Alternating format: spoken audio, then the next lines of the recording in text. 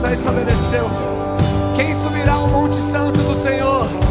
Quem vai permanecer nesse santo lugar? Somente aquele que é limpo de mão, puro de coração, que não entrega a sua alma à vaidade e nem jura enganosamente. Este obterá do Senhor a bênção e a justiça do Deus a sua salvação. Tal é a geração daqueles que buscam não as mãos, mas a face do Deus de Jacó. Levantaram todas as vossas cabeças, levantaram portais eternos, para que entre o Rei da Glória. Quem é o Rei da Glória? O Senhor, forte, poderoso na guerra. Ele é o Rei da Glória.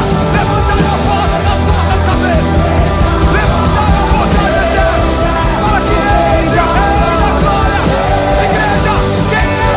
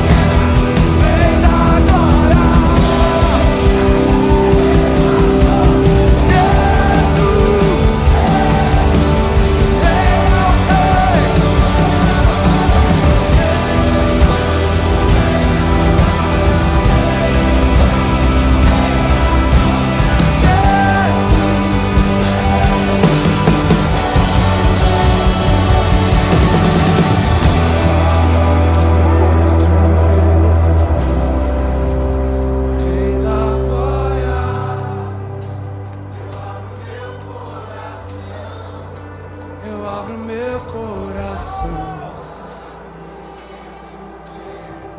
Jesus.